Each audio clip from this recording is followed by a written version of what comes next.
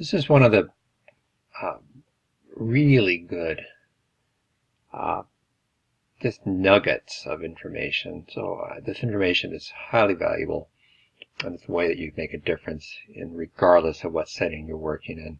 Because even in the outpatient setting, you may encounter someone drinking water, or you're going to encourage them to drink water or fluids, and you may see them coughing.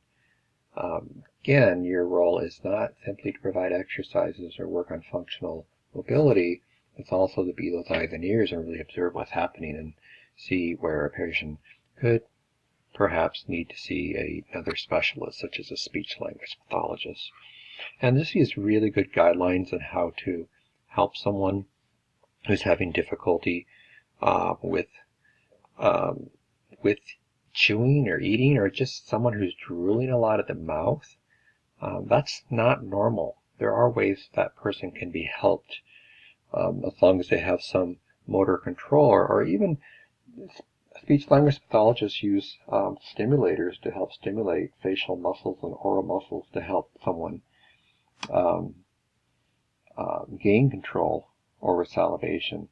And they even can do some inner work in the mouth and with some of the modalities they use to teach someone how to better control their saliva.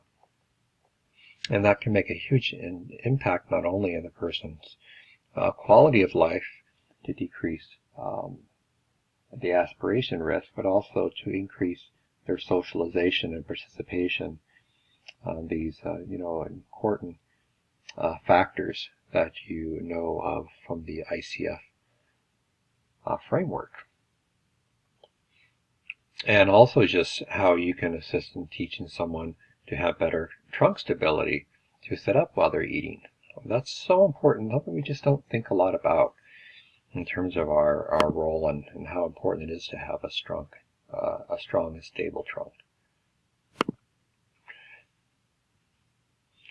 So all these things are things that we can keep a watch over, and these are looking at patients at risk, right? The frail older adult, or the patient that has multiple health conditions or impairments. It could be, somebody as young as 26 who's been involved in a traumatic accident and has a traumatic brain injury and has been comatose for some period of time, and now is just kind of emerging through the Rancho-Lozamico scale or the Glasgow Coma scale. These are things that you can work on and make a difference in their lives. So important. And just some really good guidelines of things that I've learned from practice in working with speech-language pathologists. And just looking at, how people do eat in terms of the importance of being able to have that grip strength so a person can manipulate tools to do self-feeding, the goal to gain independence. And it just provided this parameter, the guidelines of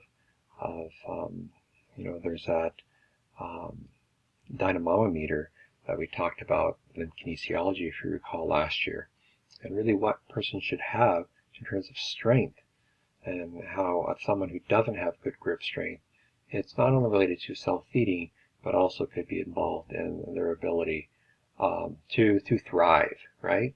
And someone who is lower in terms of grip strength is more likely to be at risk for falls and hospitalization.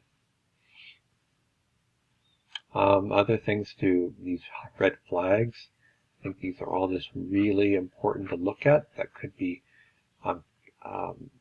sentinel events or sentinel manifestations indicating a nutritional deficit or problem.